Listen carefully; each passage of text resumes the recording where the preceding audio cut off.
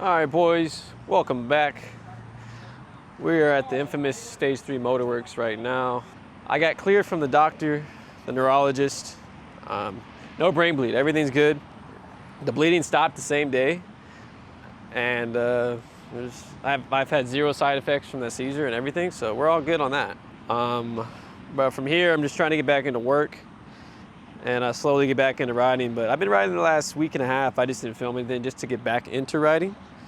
But as of right now, we're pretty much just chilling. But I've been slowly getting back into riding Stage 3 Motorworks ZX10 right here, AKA side piece as Teddy calls her. But I'm slowly getting back into riding. No rush at all to do this because everything happened. And I did get back on the bike and I started filming, but everything just felt weird and rushed. So I took the camera off and just rode just to get back in the feeling of riding, and felt fine, felt totally fine. So we are wearing the old infamous WILLKIDDHILL. This is the helmet I started everything with. So back to the roots we go. But yeah, let me give you boys an update on the blade. But here's the infamous blade. Me and Teddy about a week and a half ago dropped the bike off at Speed Kings, aka Panda Tuning, and dropped the motor off over there. He did his full diagnosis, said the same thing we said. It was just slowly losing compression in all 4 cylinders. Pistons rings basically just melted, and that's that. So full rebuild is coming. The motor is dropped off. We're not going to be able to film the process, but we are going to be able to run on the dyno, break it in on the dyno, and then properly tune it, do a nice street dyno tune. Then pretty much that's pretty much it. But yeah, that's the update on the blade right now. Just waiting for that to be built, and then we're good to go. As of other parts, I do want to black it out, not gonna lie. But yeah, that is the update on the blade. All right, welcome boys. Y'all asked for a Q&A video, and I got a lot of time on my hands right now, so I don't see why not. But since we're slowly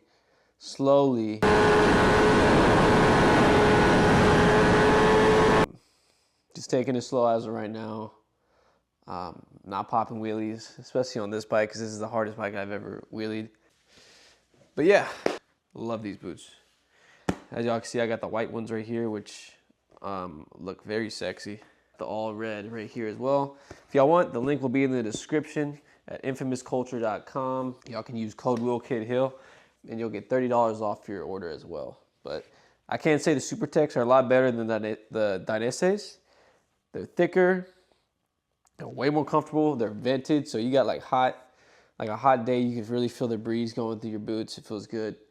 And I do recommend the Supertechs over the Dainese Torque 3s. First question comes from loud.jixer. Are you worried to hop back on after the accident? No. As soon as I hopped on this bike, again, it felt like nothing happened, 1. 2, I really want to just hop back on and wheelie it, but I got to be smart. I can't do that. That's definitely not the best thing to do right now, especially because this was the hardest bike I've ever wheelied. No, I'm definitely not. I already rode. We had a nice little ride. Definitely not worried or scared to get back on the bike. I've never feared riding in general. I guess you can say that's why a lot of my videos were chaotic. But no, I'm really happy to get back into riding because I was itching. I was itching a lot. I'm gonna have a nice video here for y'all soon. So, second question will come from Chill with Key. He says, "How do I afford the Triple R?" So when I bought the Triple R, I think I had 36,000 subs, and I was making pretty decent amount of money on YouTube. And so I sold my Double R, used that as a down payment to get the Triple. So bikes pay for themselves. YouTube paid for the bike payment, which was $468 a month, and also pays for the insurance, which is $280 a month. So the bike basically pays for itself. And what I did so I didn't go broke is if I didn't make money to put a modification on the bike, I wouldn't buy that mod. So I would, from my real job, I would never touch that money, and I'd only use the money I got from YouTube to fund and put back into the bike, just so I wouldn't go broke. I would have gone broke if I would have just bought everything. So if I didn't make $2,000 for a full titanium exhaust from YouTube, I wouldn't buy it. So pretty much everything y'all saw on my bike that I did with the carbon, chains, all the little simple bolt-on mods, all just funded by YouTube. Those are all bought by YouTube money or sponsors as well. Joaquim asks, what keeps you motivated in life?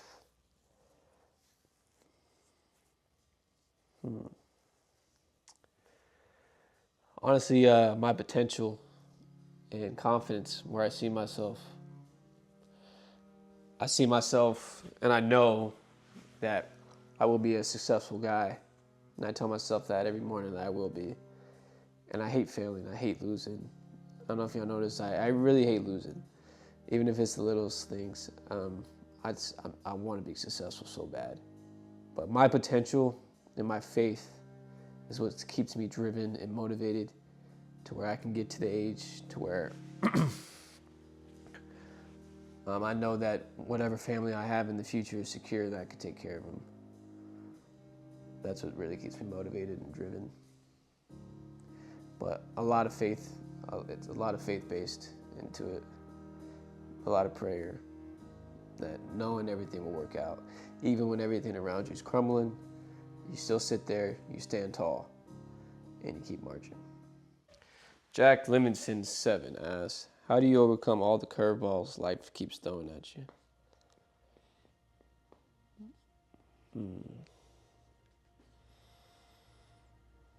It's pretty simple.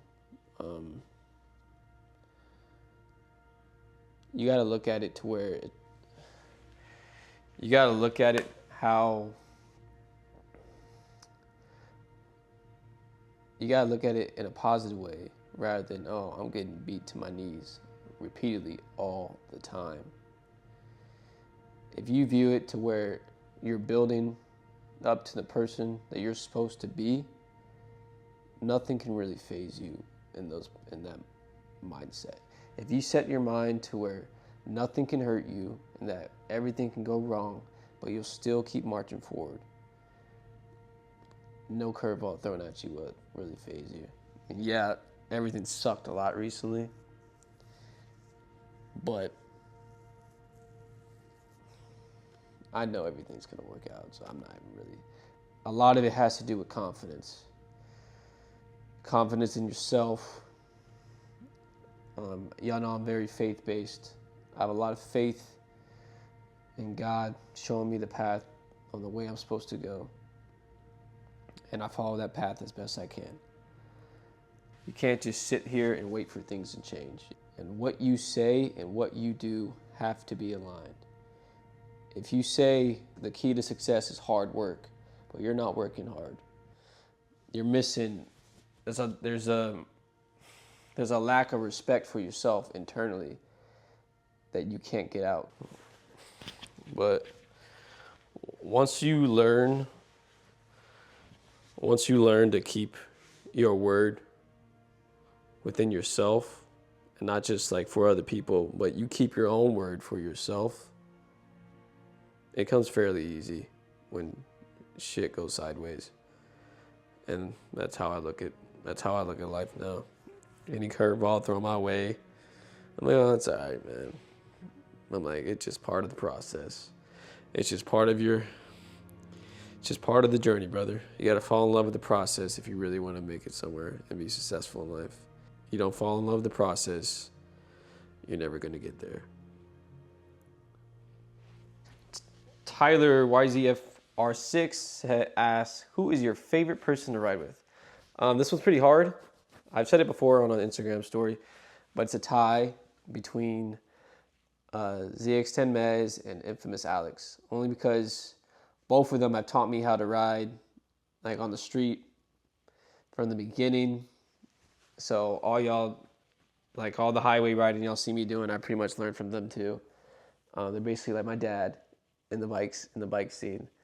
And when I'm with them riding, I always feel secure. You always feel good. You're like, oh, okay, we know where we're going because they're leading the group. And if you want to go fast, we can go fast. If you want to chill, we can chill. If you want to just do wheelies or get rollers, you can do all of that with them. They can do it all. But them two specifically are my favorite, easily my favorite to ride with.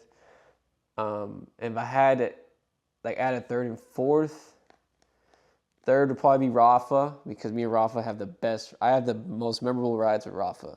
We have the that like we had our first ride in Miami.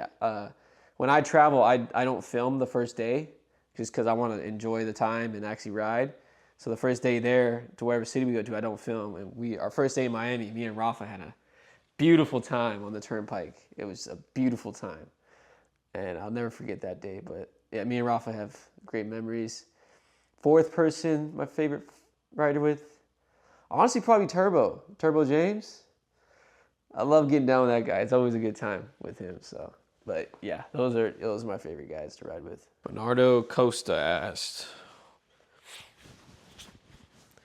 "What have you learned from your crashes?" Main thing, obviously, is that I'm not invincible, and believe me, I did think that I was invincible. Riding 8 years, no crashes, riding like a lunatic. I had a lot of faith that God would not let anything happen to me, that I was protected, and that I would always continue to strive and make it out of stuff, like little stuff all the time. But I didn't. I got humbled. And I couldn't be more grateful that I got humbled, because I would have continued to ride reckless and not think before I do.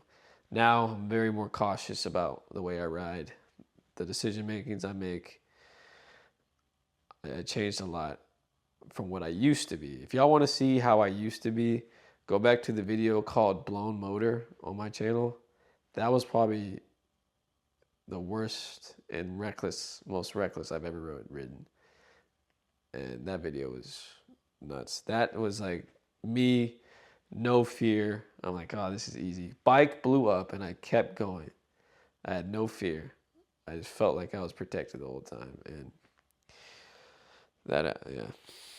But yeah, definitely I'm not invincible. It can happen to anybody. But it's part of the process. It is what it is, and we keep marching on from here. So you just gotta look at it as if it's growth more than anything.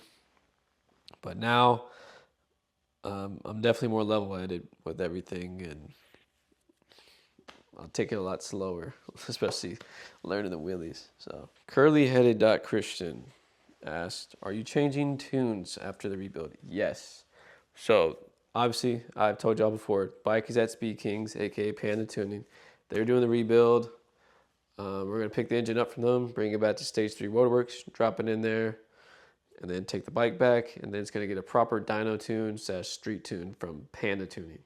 So yeah, no more BT Moto, just because I just rather have a nice dyno tune rather than a flash, because you know the flashes are always just guesses. So yeah, Panda Tuning.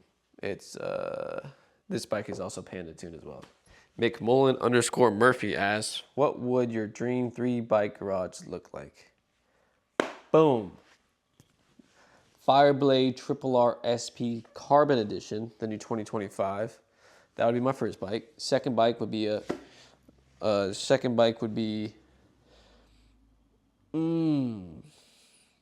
probably a V4 SP2, like Fastlane D's SP2. I love that bike, bro. Oh, that bike's so nice.